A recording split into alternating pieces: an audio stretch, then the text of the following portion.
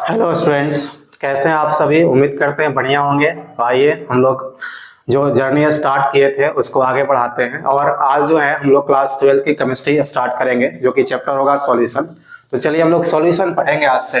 आप लोग पूरे लेक्चर के दौरान बने रखिएगा, ठीक है ना। आपको पूरा जो है चैप्टर्स आपको कंप्लीट पढ़ाया जाएगा, कुछ भी सर आपको नहीं छोड़ेंगे इस चैप्टर में, कंप्लीट पढ़ाया जाएगा। जैसे आप ऑफलाइन में पढ़ते हैं बिल्कुल वैसे ही, हो सकता है उससे बेहतर भी आपको मिलेगा। यहाँ ऑफलाइन से कहीं अधिक बेहतर मिलेगा आपको। तो आप पूरे लेक्चर के दौरान बने रहेंगे, बढ़िया से आप देखिए इस वीडियो को, आपको सारी चीज समझ में आ जाएगा।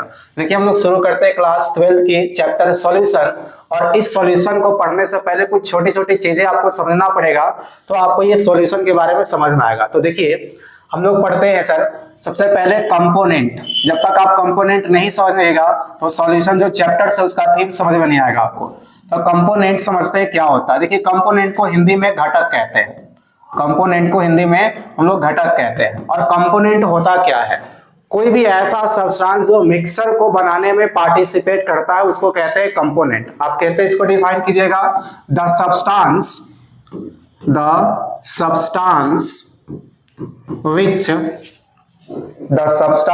which participate in mixture formation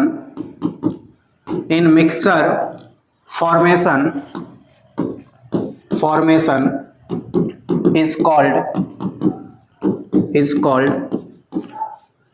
component। देखिए मिक्सर बनाने में जो सब्सटेंस भाग लेता है ना उसको कंपोनेंट कहते हैं हम लोग। मिक्सर बनाने में जो जो सब्सटेंस पार्टिसिपेट करेगा वो सारे सब्सटेंस आपको कंपोनेंट कहलाते हैं। जैसे मान लीजिए सर कि आपको शुगर सॉल्यूशन बनाना है, तो आप इस शुगर सॉल्यूशन को कैसे बनाइएगा, शुगर प्लस वाटर को ऐड कीजिएगा। ये भी आपका क्या है, मिक्सर है। शुगर और वाटर का क्या है, मिक्सर। तो आप इस मिक्सर में देखें, एक तो आपका सर शुगर है और दूसरा आपका वाटर, ये भाग ले रहा है। अगर ये दोनों नहीं होगा तो आपका शुगर सॉल्यूशन नहीं बन पाएगा। इसलिए शुगर और वाटर दोनों एक प्रकार का क्या होगा सर, कंपोनेंट। ये भी एक कंपोनेंट है, ये भी आपका क्या है, कंपोनेंट होगा। तो आपको जो भी मिक्सर बनाना है उस मिक्सर बनाने के लिए जो जो सब्सटेंस पार्टिसिपेट करेगा उसको कहते हैं कंपोनेंट कहते हैं। अब कंपोनेंट किसी, जैसे मान लीजिए आपके पास एक ले लीजिए आप, चलिए ब्रास ले लेते हैं। ब्रास को बनाने के लिए सर आपके पास होना चाहिए कॉपर और आपके पास होना चाहिए सर जिंक। देखिए ब्रास को बनाने के लिए आपको एक कॉपर चाहिए और एक चाहिए जिंक। तो ये दोनों क्या होगा, आपका कंपोनेंट कहलाता है। तो इस ब्रास का जो कंपोनेंट होगा वो आपका कॉपर और हो जाएगा जिंक सर। तो कोई भी मिक्सर बनाने में जो सब्सटेंस भाग लेता है उसको हम लोग कहते हैं कंपोनेंट। तो कंपोनेंट उम्मीद है आपको समझ में आ गया होगा। अब आगे देखते हैं कि सर मिक्सर होता क्या है। मिक्सर को हिंदी में कहते हैं मिश्रण। देखिए इसको मिश्रण कहते हैं, मिश्रण। मिक्सर कैसे बनता है, तो जब दो या दो से अधिक कंपोनेंट किसी भी प्रोपोर्शन में पार्टिसिपेट करता है तो जो बनता है उसको हम लोग मिक्सर कहते हैं। मिक्सर कैसे बनता है, mixer is formed when two or more than two components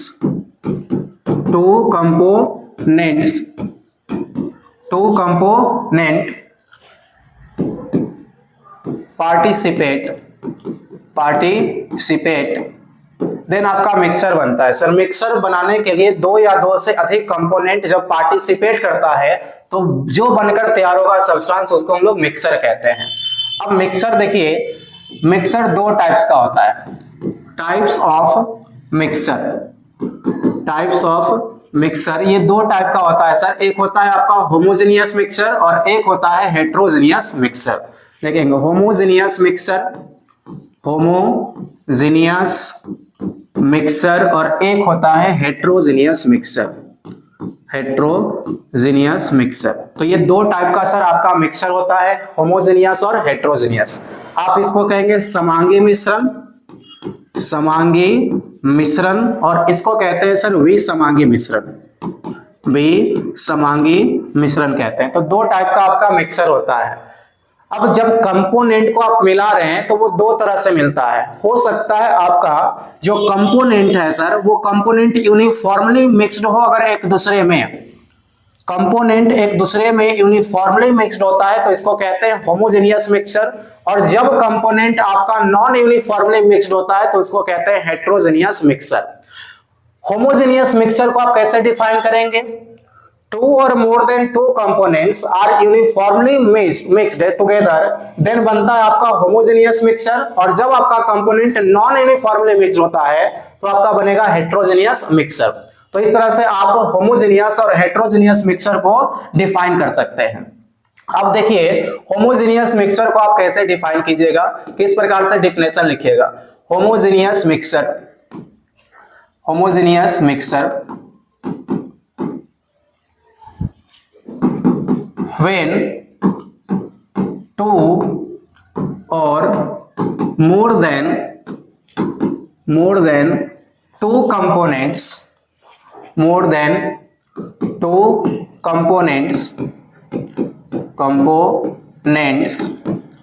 are mixed uniformly। अगर आपका कंपोनेंट सर यूनिफॉर्मली मिक्स्ड होता है तो उसको कहते हैं होमोजेनियस मिक्सचर, और दूसरी हेट्रोजेनियस मिक्सचर क्या होगा? हेट्रोजेनियस मिक्सचर क्या होगा सर? हेट्रोजेनियस मिक्सचर में क्या होगा? टू और मोर देन टू कंपोनेंट्स आपका नॉन यूनिफॉर्मली मिक्स्ड होता है तो इसको हम लोग कहते हैं हेट्रोजेनियस मिक्सचर। देखिए एग्जांपल से समझते हैं कि होमोजेनियस मिक्सचर किसको कहेंगे और हेट्रोजेनियस किसको कहते हैं। फॉर एग्जांपल ले लीजिए आप, जैसे water plus sugar, water plus sugar. आप जब शुगर को वाटर में डालिएगा तो शुगर कंप्लीटली वाटर में डिसॉल्व हो जाता है, अर्थात शुगर सॉल्यूशन जो कि वाटर सॉल्वेंट के रूप में होगा, तो ये ऐसा आपका सर मिक्सचर बनेगा जो होमोजेनियस टाइप का होता है। तो वाटर और शुगर को जब डालिएगा तो शुगर क्या होगा? यूनिफॉर्मली मिक्स्ड हो जाता है। ठीक इसी प्रकार से अगर आप डालते हैं water plus alcohol, water plus alcohol, देखिए ये भी आपका क्या रहेगा सर? होमोजेनियस मिक्सचर होगा, क्योंकि अल्कोहल और वाटर क्या होगा? एक दूसरे में यूनिफॉर्मली मिक्स्ड हो जाता है, तो इसको हम लोग कहते हैं होमोजेनियस मिक्सचर। आप ले सकते हैं सर एग्जांपल के रूप में water plus glucose, water plus glucose, ये भी आपका होमोजेनियस मिक्सचर होगा सर। ग्लूकोज पूरी तरह से वाटर में क्या हो जाता है? डिसॉल्व हो जाता है, तो आप इसको क्या कहेंगे? Homogeneous mixture. सर आप एग्जांपल ले सकते हैं सर एयर, एयर भी देखिए आपका एक मिक्सचर होता है, और एयर बेसिकली मिक्सचर होता है ऑक्सीजन गैस का, नाइट्रोजन गैस का सर, और कार्बन डाई, मेनली ये तीन गैसेस का मिक्सचर होता है। इसमें और भी गैसेस का मिक्सिंग होता है, लेकिन मेनली ऑक्सीजन, नाइट्रोजन और कार्बन डाइऑक्साइड इसमें इसके कंस्टिट्यूएंट्स पार्टिकल कह सकते हैं या कंपोनेंट कह सकते हैं। ये तीनों जो होता है यूनिफॉर्मली मिक्स्ड होता है एयर में, तो आप इसको होमोजेनियस मिक्सचर कह सकते हैं। दूसरा एग्जांपल समझिएगा आप, हेट्रोजेनियस को किस तरह से आप क्लासिफाई कीजिएगा। जैसे मान लीजिए आपके पास वाटर है और वाटर में आप डाल रहे हैं सैंड पार्टिकल्स, तो सैंड यानी कि बालू की जो कण होगा वाटर में डालिएगा तो ये पूरी तरह से डिसॉल्व नहीं होता है। अब कितना भी मिला लीजिए, कुछ देर के बाद नीचे बॉटम में सेटल डाउन हो जाता है सैंड के पार्टिकल्स वाटर में, तो आप इसको क्या कहेंगे? हेट्रोजेनियस मिक्सचर फॉर्म करता है। दूसरा, यदि आप सैंड प्लस वाटर ले लें, सैंड प्लस सॉल्ट ले लीजिए, सैंड प्लस सॉल्ट, ये भी दोनों एक दूसरे में यूनिफॉर्मली मिक्स्ड नहीं होता है, इसलिए आप इसे कहेंगे हेट्रोजेनियस मिक्सचर। जैसे sir water plus alcohol, water plus oil ले लीजिए, इसमें क्या हो जाएगा? Heterogeneous mixture. ऑयल वाटर में मिक्स्ड नहीं होता है, तो ये सारा एग्जांपल हेट्रोजेनियस का होगा, इधर सारा एग्जांपल आपका होमोजेनियस मिक्सचर का सर हो जाएगा। तो इस तरह से आप डिफाइन कर पाएंगे होमोजेनियस मिक्सचर को और हेट्रोजेनियस मिक्सचर को। आइए हम लोग चलते हैं सॉल्यूशन के डिफिनेशन पे, जो चैप्टर का आपका नाम है, तो उसकी तरफ चलते हैं। सॉल्यूशन को हम लोग डिफाइन करते हैं कि सॉल्यूशन क्या है। देखिए सॉल्यूशन क्या है सर? सॉल्यूशन बेसिकली एक होमोजेनियस मिक्सचर होता है। सॉल्यूशन होमोजेनियस मिक्सचर होता है सर। सॉल्यूशन होता क्या है? तो आपका एक होमोजेनियस मिक्सचर होता है। आप कह सकते हैं कि solution is a homogeneous mixture of two और more than two components solution एक होमोजेनियस मिक्सचर होता है, या आप कह सकते हैं कि solution is a homogeneous mixture of solute particles and solvent particles. Solute and solvent particles के होमोजेनियस मिक्सचर को सर हम लोग कहते हैं सॉल्यूशन। अर्थात सॉल्यूशन कैसे बनता है, तो सॉल्यूट को मिलाने से और सॉल्वेंट को मिलाने से। जब आप सॉलिड और सॉल्वेंट को मिलाइएगा तो आपका सॉल्यूशन प्राप्त होता है। सर देखिए सॉल्यूशन प्राप्त होगा। तो सॉल्यूशन के दो कंपोनेंट्स होता है, एक सॉलिड और दूसरा होता है आपका सॉल्वेंट होता है, सॉल्यूट और सॉल्वेंट। एक ध्यान देने वाला बात यहां सर आपका है, जैसे आप इसको KQV के रूप में कुछ काम की बात ध्यान देंगे कि सर आपका जो होता है वाटर, वाटर जो होता है ये यूनिवर्सल सॉल्वेंट होता है। वाटर जो होता है सर वो आपका यूनिवर्सल सॉल्वेंट होता है, यूनिवर्सल सॉल्वेंट होगा। मतलब वाटर एक ऐसा सॉल्वेंट है जो कहीं भी एज अ सॉल्वेंट प्रयोग किया जा सकता है। मैक्सिमम केसेस में 95% केसेस में आपका जो वाटर है एज अ सॉल्वेंट यूज किया जा सकता है सर, इसलिए यूनिवर्सल सॉल्वेंट कहते हैं। अब इसकी क्या है इसमें इंपॉर्टेंस सर वाटर का, तो देखो जब आपसे कहा जाएगा इस पूरे चैप्टर के दौरान एक्वस सॉल्यूशन का नाम लेंगे ना, तो एक्वस सॉल्यूशन के दौरान हमेशा आपको ध्यान रखना है कि वाटर आपका सर एज अ सॉल्वेंट होगा। जब भी आपको कहा जाए एक्वस सॉल्यूशन तो आप वाटर को क्या लेंगे एज अ सॉल्वेंट, या फिर नहीं भी कहा जाता है, कभी कभी आपको ऐसे देगा कि सॉल्यूशन ऑफ ग्लूकोज, उस समय सॉल्वेंट का जिक्र नहीं करेगा, तो अपने मन से वहां पर क्या लेना है एज अ सॉल्वेंट, वाटर लेना है। आपको कहेगा सॉल्यूशन ऑफ अल्कोहल, सॉल्वेंट का जिक्र ही नहीं करेगा, तो अपने मन से आपको वहां एज अ सॉल्वेंट वाटर ही लेना है। इसलिए हम लोग कह सकते हैं कि वाटर एक यूनिवर्सल सॉल्वेंट होता है। तो हमेशा ध्यान रखिएगा कि जो वाटर है ये वाटर आपका एक्वस सॉल्यूशन कहेगा तो हमेशा ध्यान रखना सॉल्वेंट के रूप में वाटर लेंगे। कभी ना भी कहा सॉल्वेंट का जिक्र ही नहीं करे उस समय भी आप सॉल्वेंट वाटर ही लेंगे। आइए हम लोग आगे बढ़ते हैं। देखिए इसमें सॉलिड और सॉल्वेंट को समझते हैं कि होता क्या है। पहला आपका क्या है सर सॉलिड, और दूसरा आपका है सॉल्वेंट। देखिए सॉलिड और सॉल्वेंट, हिंदी में अगर इसको नाम लिखे तो इसके नाम से क्लियर है। सॉलिड को हम लोग कहते हैं विलेय पदार्थ, सॉलिड को विलेय पदार्थ कहते हैं, और सॉल्वेंट के कहते हैं विलायक, सॉल्वेंट को कहते हैं विलायक पदार्थ। देखिए नाम से क्लियर है, जो विलेय हो जाएगा यानी जो घुल जाएगा, जो गायब हो जाएगा उसको कहते हैं सॉलिड, और विलायक का मतलब जिसमें विला जाएगा उसको कहते हैं विलायक, जिसमें डिसॉल्व हो जाएगा उसको क्या कह देंगे हम लोग विलायक कह देंगे। तो ऐसा सब्सटेंस जो क्या हो जाएगा आपका विलेय, जो गायब हो जाएगा किसी दूसरे सब्सटेंस में जाकर के उसको सॉलिड कहते हैं, और जिसमें डिसॉल्व हो जाएगा, जिसमें गायब हो जाएगा उसको विलायक अर्थात सॉल्वेंट कहते हैं। लेकिन ये डिफिनेशन से आपका काम नहीं चलेगा, ये सिर्फ आपका सर क्लास 9 तक ही आपको चलेगा। इसके बाद आप क्लास 12th में आते हैं तो यहाँ पर ये डिफिनेशन फेल हो जाएगा सर। इस तरह से आप डिफाइन कीजिएगा। तो आप बताइए कि जब वाटर हम लिखें, वाटर और प्लस अल्कोहल, तो दोनों देखिए तो लिक्विड ही है। अब कौन किस में डिसॉल्व होगा ये आपको पता नहीं चलेगा, वाटर अल्कोहल में डिसॉल्व होगा कि अल्कोहल वाटर में डिसॉल्व होगा ये आप डिसाइड नहीं कर पाएंगे। इसलिए यहाँ सॉलिड और सॉल्वेंट का डिफिनेशन से आपको पता ही नहीं चलेगा। इसलिए आपको सॉलिड और सॉल्वेंट को कैसे डिफाइन करेंगे, तो देखिए सॉलिड को आपको डिफाइन करना पड़ेगा the component which present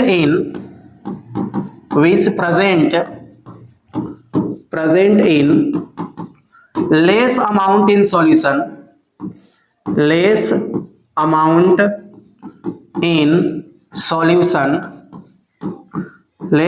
in solution is called solute, is called solute।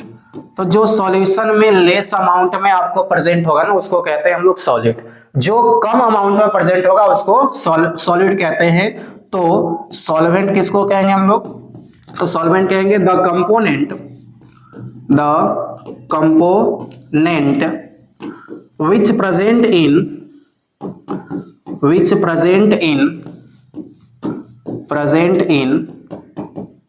more amount in solution, more amount in solution is called solvent, देखिए जो अधिक अमाउंट में प्रेजेंट होता है उसको हम लोग क्या कह देंगे, सॉल्वेंट। जो कम अमाउंट में सॉल्यूशन में प्रेजेंट होगा उसको हम लोग कहते हैं सॉल्यूशन।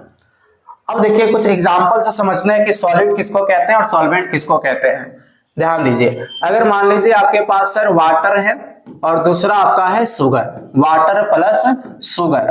अब एक सब्सटेंस आपका लिक्विड होगा और दूसरा सब्सटेंस यदि आपका सॉलिड है, एक सॉलिड है और दूसरा लिक्विड है, तो 99% केसेस में जो सॉलिड होता है वही आपका सॉल्यूट पार्टिकल के जैसा बिहेव करेगा और जो लिक्विड होगा वो as a solvent particles behave करेगा। सर ये तो कब होगा, जब आपके एक सॉलिड प्रेजेंट हो और एक लिक्विड प्रेजेंट हो। प्रॉब्लम तब उत्पन्न होता है जब आपका दोनों के दोनों लिक्विड या दोनों गैसियस सब्सटेंसेस हो, तब समस्या हो किसको सॉलिड कहिएगा किसको सॉल्वेंट कहिएगा। तो दूसरा समझते हैं, देखिए मान लीजिए आपके पास वाटर है और वाटर में आपका मिक्स है अल्कोहल। अब अल्कोहल और वाटर दोनों एक दूसरे में डिसॉल्व हो जाता है, तो आप किसको सॉलिड कहिएगा, इस तरह से डिफाइन नहीं हो पाएगा। तो यहां पर अमाउंट चेक करना पड़ेगा। सपोज मान लीजिए आपका 10 ml वाटर है और इसी मिक्सर में 90 ml आपका अल्कोहल है, तो जो मोर अमाउंट में होगा उसको क्या कहिएगा, सॉल्वेंट, और जो लेस अमाउंट में होगा उसको हम लोग कहते हैं सॉलिड। देखिए यहाँ कम अमाउंट में आपका वाटर है तो ये हो जाएगा सॉल्यूट, और जो अधिक अमाउंट में है वो हो जाएगा सॉल्वेंट।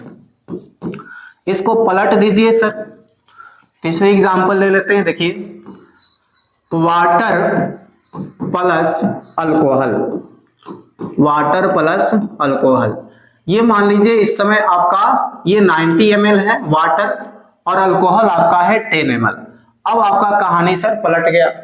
अब इसमें मोर अमाउंट में आपका क्या है, वाटर है, इसलिए वाटर इस बार आपका एज अ सॉल्वेंट बिहेव करेगा और अल्कोहल सर आपका हो जाएगा एज अ सॉल्यूट।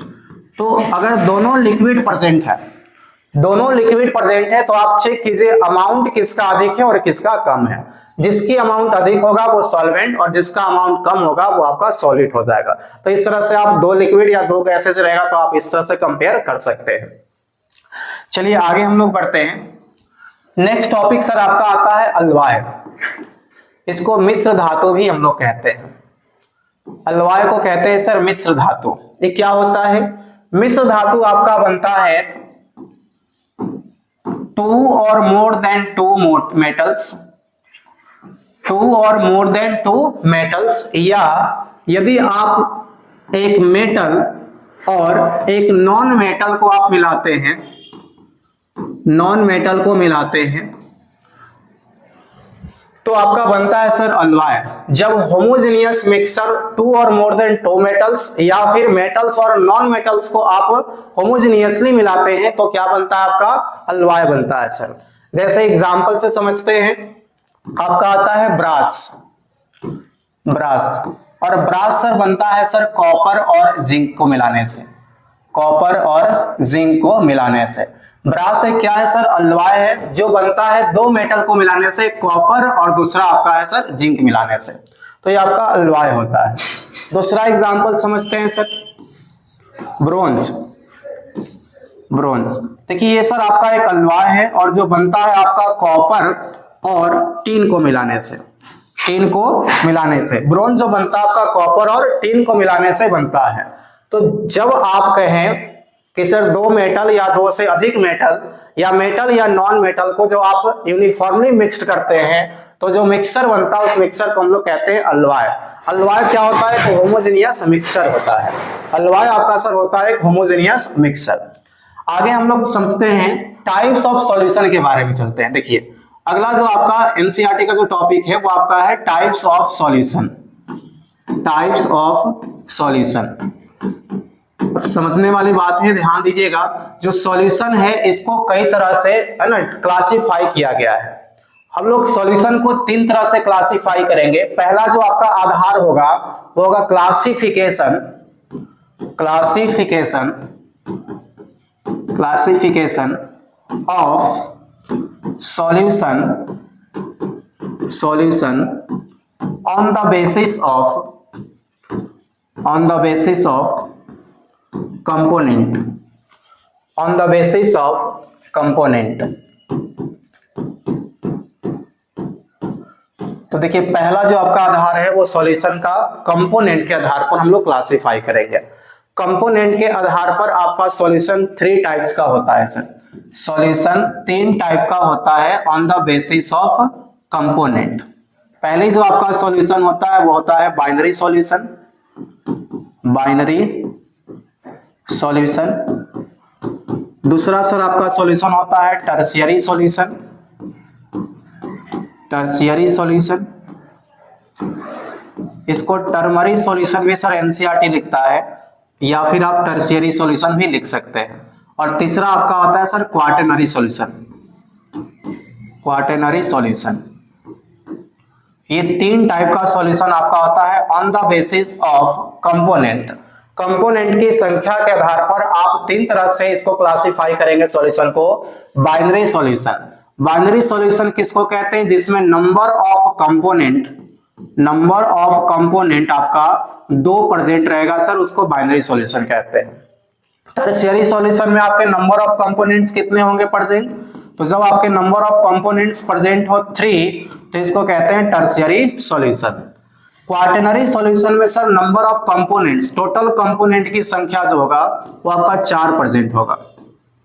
इसमें कंपोनेंट की संख्या टोटल 4 प्रेजेंट होता है क्वाटरनरी सॉल्यूशन में।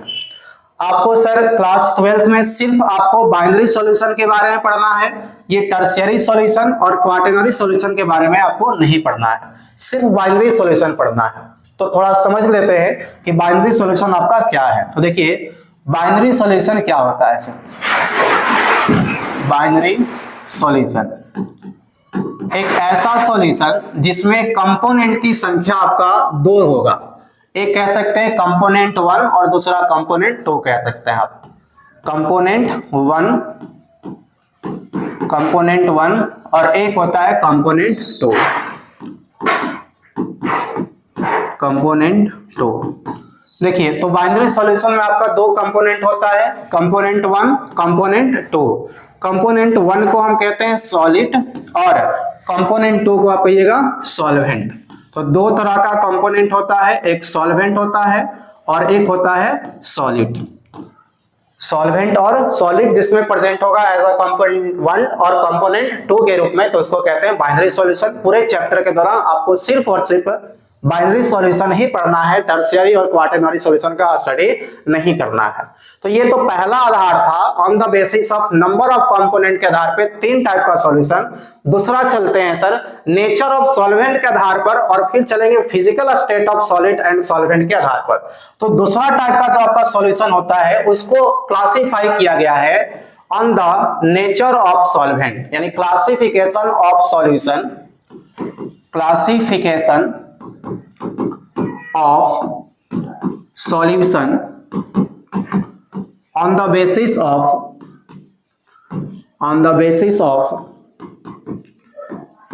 nature of solvent, nature of solvent, nature of solvent। देखिए सॉल्वेंट के नेचर के आधार पर आपका सॉल्यूशन को 2 कैटेगरी में डिवाइड किया गया है। सॉल्यूशन 2 टाइप का होता है on the basis of nature of solvent. पहला सॉल्यूशन क्या है आपका? तो एक्वस सॉल्यूशन इसको कहते हैं, एक्वस सॉल्यूशन कहते हैं सर। और दूसरा जो आपका सॉल्यूशन होता है वो आप इसे कह सकते हैं नॉन एक्वस सॉल्यूशन। तो सेकंड सॉल्यूशन होता है नॉन एक्वस सॉल्यूशन। एक आपका होता है एक्वस सॉल्यूशन और दूसरा होता है आपका नॉन एक्वस सॉल्यूशन। देखिए एक्वस सॉल्यूशन जो होता है इसमें एज अ सॉल्वेंट आपका वाटर हमेशा प्रेजेंट रहेगा। एक्वस सॉल्यूशन में एज अ सॉल्वेंट आपका क्या प्रेजेंट होना चाहिए? वाटर। तो आप इसे एक्वस सॉल्यूशन कहेंगे। जब आपका सॉल्वेंट के रूप में वाटर प्रेजेंट हो तो हम लोग इसे कहते हैं एक्वस सॉल्यूशन। दूसरा समझिएगा non aqueous solution. Non aqueous solution में एज अ सॉल्वेंट आपका नॉन वाटर प्रेजेंट होगा। मतलब सर वाटर के अलावा कुछ भी प्रेजेंट हो एज अ सॉल्वेंट, उसको हम लोग क्या कहेंगे? Non aqueous solution. Non aqueous solution में तो सॉल्वेंट क्या होना चाहिए? तो आपका सॉल्वेंट जैसे हो सकता है क्लोरोफॉर्म ले लीजिए, CHCl3, CHCl3 क्लोरोफॉर्म, ये आपका क्या है? अगर सॉल्वेंट क्लोरोफॉर्म है तो ये तो वाटर नहीं है, वाटर नहीं है तो इसको कहेंगे नॉन एक्वस सॉल्यूशन। दूसरा मान लीजिए सर आपका एज अ सॉल्वेंट अल्कोहल हो, अल्कोहल, तो भी सर ये वाटर नहीं है, तो वाटर जब नहीं रहेगा सॉल्वेंट के रूप में तो हम इसे कहेंगे क्या सर, इसे हम लोग कहेंगे सर, जब आपका वाटर प्रेजेंट नहीं होगा तो हम लोग उसे कहते हैं नॉन एक्वस सॉल्यूशन। चलिए आगे हम लोग देखते हैं तीसरा जो क्लासिफिकेशन आपका है, classification of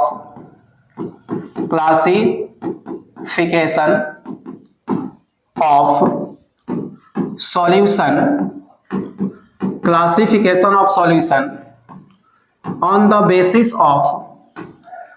on the basis of physical state of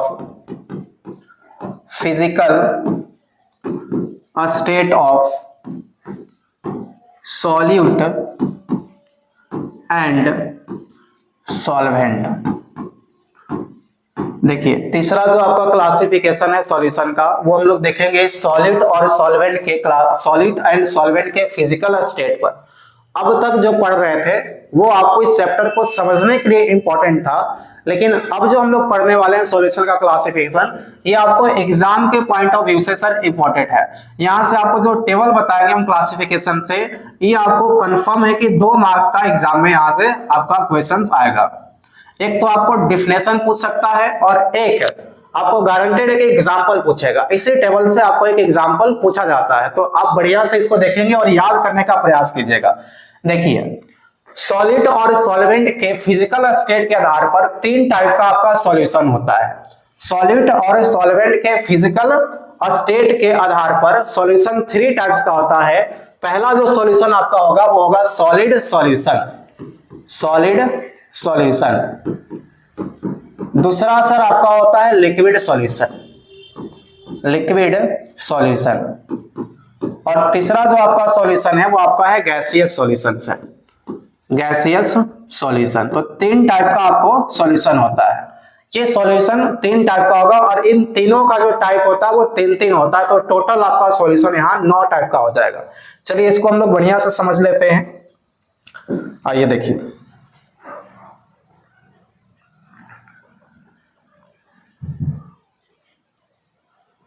देखिए, तो टोटल जो होता है ये टाइप्स ऑफ सॉल्यूशन आप देखेंगे तो 9 टाइप का सर आपका सॉल्यूशन होता है टोटल। ये पहला जो सॉल्यूशन आपका है सर सॉलिड सॉल्यूशन, दूसरा आपका है सर लिक्विड सॉल्यूशन और तीसरा जो आपका सॉल्यूशन है वो है सर गैसियस सॉल्यूशन। तो 3 टाइप का आपका सॉल्यूशन होता है on the basis of physical state of solid and solvent. पहला क्या पढ़िएगा सर, सॉलिड सॉल्यूशन, दूसरा सर आपका है लिक्विड सॉल्यूशन और तीसरा जो आपका सॉल्यूशन है सर वो है गैसियस सॉल्यूशन। तो 3 टाइप का सॉल्यूशन होगा, इन तीनों का 3 टाइप का होता है। जैसे देखिए अगर आपको हम कहें सॉलिड सॉल्यूशन तो इसमें सॉलिड और सॉल्वेंट का हम फिजिकल स्टेट देखेंगे। फिर यहाँ देखिए लिखा हुआ है सॉलिड, इसमें फिर लिखे है सॉल्वेंट, और इन दोनों को समझने के लिए सर आपको कुछ एग्जाम्पल देखना पड़ेगा। आप एग्जाम्पल से समझ पाइएगा कि किस टाइप का ये सॉल्यूशन है आपका। देखिए टाइप्स ऑफ सॉल्यूशन में आपका क्या है, गैसियस सॉल्यूशन, लिक्विड सॉल्यूशन और सॉलिड सॉल्यूशन। यहाँ पर सर आप लिखा है सॉलिड, सॉल्वेंट और एग्जाम्पल। देखेंगे आपका जो सॉलिड सॉल्यूशन होगा, जो नाम है ना वो नाम क्या होता है, सॉल्वेंट के अकॉर्डिंग रखा जाता है। जो आपका सॉल्यूशन का नाम रखा गया है वो सॉल्वेंट के अकॉर्डिंग रखा गया है। यदि आपका सॉल्वेंट देखिए सॉलिड है तो वो सॉल्यूशन क्या कहलाएगा, सॉलिड सॉल्यूशन। यदि आपका सर सॉल्वेंट लिक्विड है तो वो सॉल्यूशन आपका होगा लिक्विड सॉल्यूशन। और यदि आप सॉल्वेंट के रूप में गैस ले रहे हैं तो आपका जो सॉल्यूशन होगा वो गैसियस सॉल्यूशन होगा। तो सॉल्वेंट के फिजिकल स्टेट के आधार पर आपका सॉल्यूशन का नाम होगा। अब देखेंगे सॉल्वेंट में आपको सॉलिड, लिक्विड, गैस तीनों स्टेट आ चुका है। ठीक इसी प्रकार से सॉलिड का भी 3 स्टेट हो सकता है, सॉलिड, लिक्विड, गैस तीनों हो सकता है। जैसे समझेंगे अगर आपका सॉल्वेंट क्या है, सॉलिड, तो जो आपका सॉलिड होगा वो गैस हो सकता है। यदि आपका सॉल्वेंट सॉलिड है तो आपका सॉलिड लिक्विड हो सकता है। यदि आपका सॉल्वेंट सॉलिड है तो सॉलिड भी सॉलिड हो सकता है। ठीक इसी प्रकार देखिए, आप अगर सॉल्वेंट के रूप में लिक्विड ले रहे हैं तो आपका जो सॉलिड पार्टिकल्स होगा वो सॉलिड स्टेट में हो सकता है। लिक्विड सॉल्वेंट है तो आपका जो सॉलिड होगा वो लिक्विड हो सकता है। और तीसरा, अगर आपका लिक्विड सॉल्वेंट है तो सॉलिड गैस भी हो सकता है। फिर इसी प्रकार अगर आप सॉल्वेंट के रूप में गैस ले रहे हैं तो आपका सॉलिड सॉलिड हो सकता है, लिक्विड हो सकता है और गैस हो सकता है। तो हम सॉल्वेंट के आधार पर सॉल्यूशन का नाम देते हैं। सॉल्वेंट यदि आपका सॉलिड स्टेट में है that is called solid solution. यदि आपका लिक्विड आपका सॉल्वेंट है तो आप कहेंगे लिक्विड सॉल्यूशन, और गैसियस स्टेट में सॉल्वेंट है तो आप इसको गैसियस सॉल्यूशन कहेंगे। इसको एक तरह से और डिफाइन कर सकते हैं। देखिए आपको एग्जाम में पूछेगा, जैसे यहां लिखा गया है गैस और सॉल्वेंट भी क्या है, गैस, तो इसको कहेंगे गैस इन गैस सॉल्यूशन। इसको हम लोग सर कहेंगे गैस इन गैस सॉल्यूशन। देखिए यहां लिखेंगे गैस इन गैस सॉल्यूशन, इसको हम लोग पढ़ेंगे liquid in gas solution, solid in gas solution. अब जब ऐसे लिखा रहेगा गैस इन गैस सॉल्यूशन, इसका मतलब यह है कि पहला जो गैस लिखा गया ये सॉलिड होगा, इनके जो बाद लिखा रहेगा वो आपका सॉल्वेंट होगा सर। देखिए लिक्विड इन गैस, इनके जो बाद रहेगा वो सॉल्वेंट, सॉलिड इन गैस, इनके जो बाद रहेगा वो सॉल्वेंट होता है, और इनसे जो पहले होगा ना वो सॉलिड होता है। एग्जाम में आपसे पूछेगा कि right an example of solid in solid solution, solid in solid solution. तो आपको एग्जांपल कैसे सोचना है कि ऐसा सॉल्यूशन का टाइप जिसमें सॉलिड स्टेट में सॉलिड हो और सॉलिड स्टेट में ही सॉल्वेंट हो। अब ऐसा एग्जांपल आपको देना है तब जाकर के आपको सही होगा। तो देखिए यहां मान लीजिए इस तरह से आगे चलते हैं, लिक्विड इन लिक्विड सॉल्यूशन लिखा गया आपका, तो इसका मतलब क्या है कि सॉलिड भी लिक्विड, सॉल्वेंट भी लिक्विड। अगर आपका लिखा गया सॉलिड इन लिक्विड, इसका मतलब है कि सॉलिड के रूप में सॉलिड होगा और एज अ सॉल्वेंट आपका लिक्विड होगा। तो इस तरह से आपको एग्जांपल देना होगा। तो आप इसको याद कर लीजिए, देखिए फिर से याद कर लीजिए इसको। टाइप्स ऑफ सॉल्यूशन में 3 टाइप का होगा।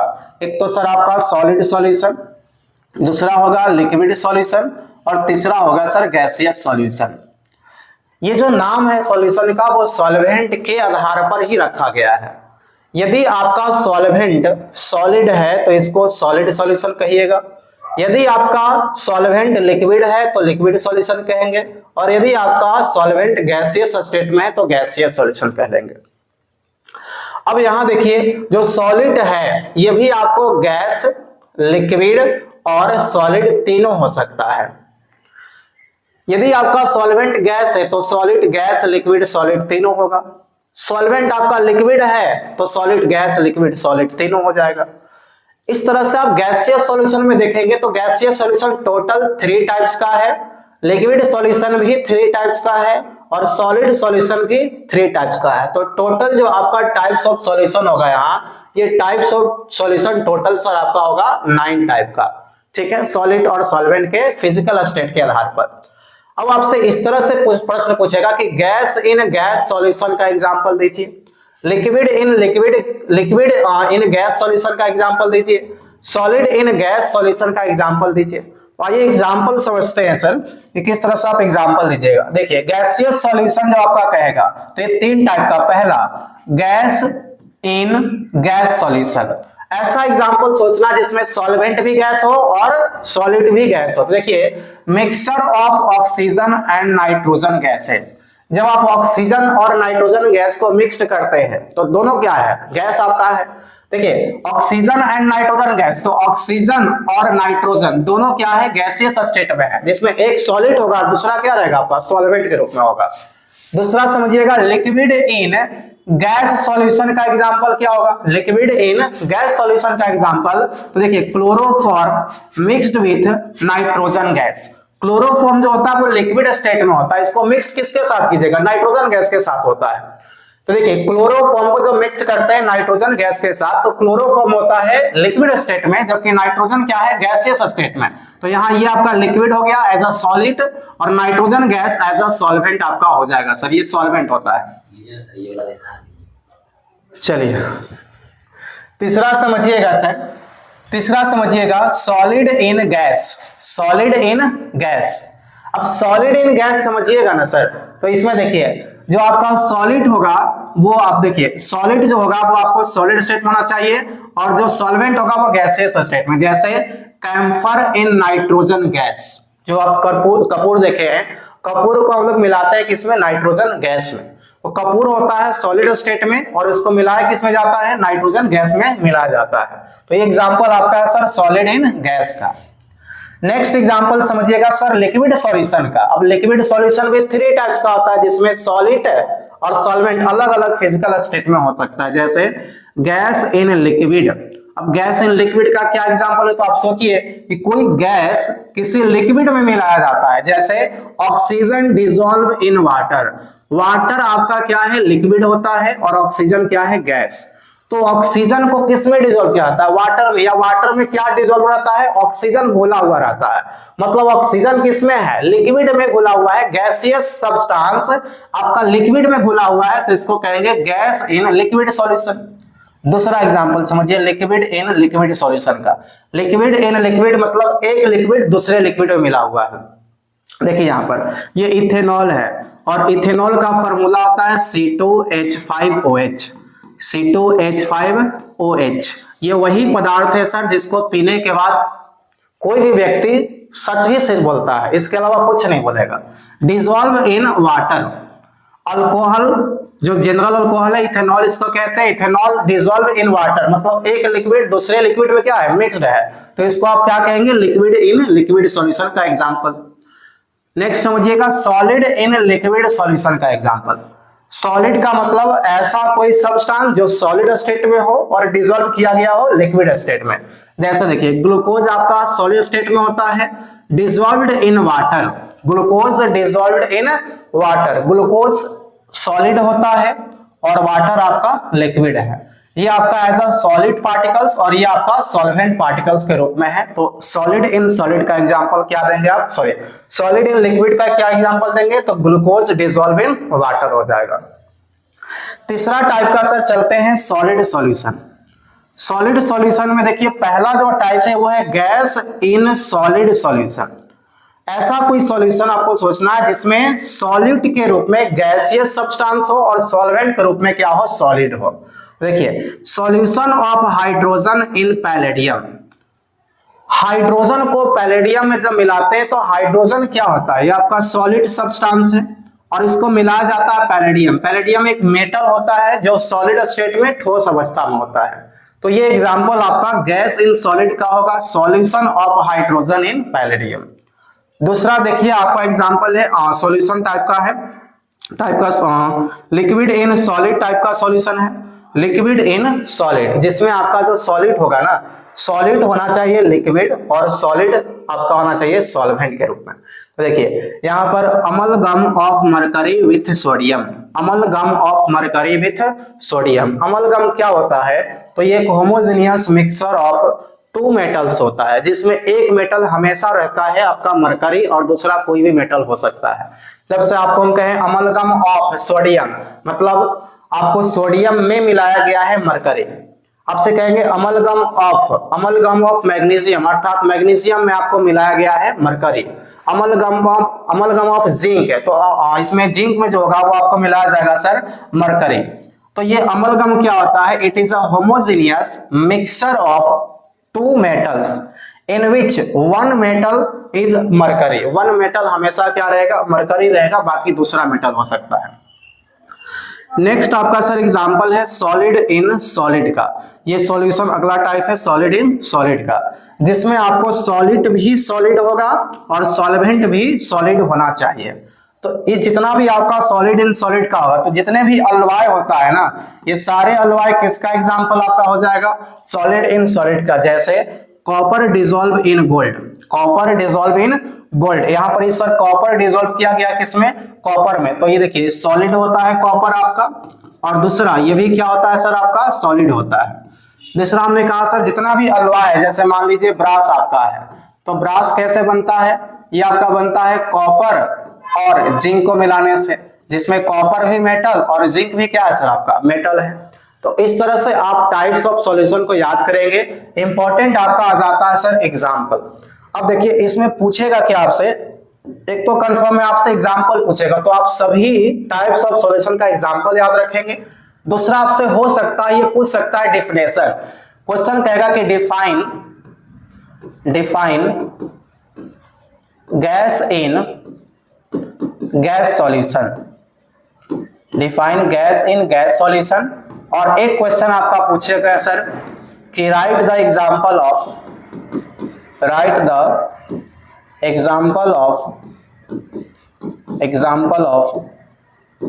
Gas in gas solution, gas in gas solution.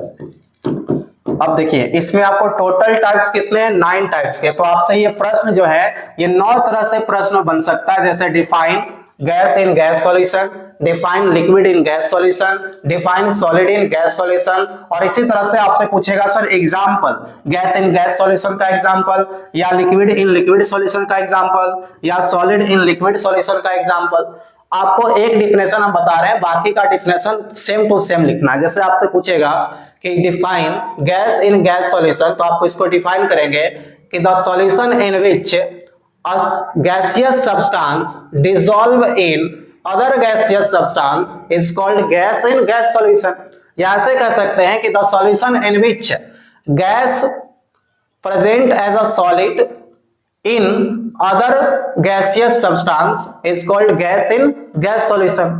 मतलब इस तरह से आपको डिफाइन करना है कि सॉलिड भी गैस रहे और सॉल्वेंट भी क्या रहे, गैस रहे। जैसे आपको कहेगा कि define gas in liquid solution, तो आप डिफाइन करेंगे अ gaseous substance dissolve in liquid is called gas in liquid solution.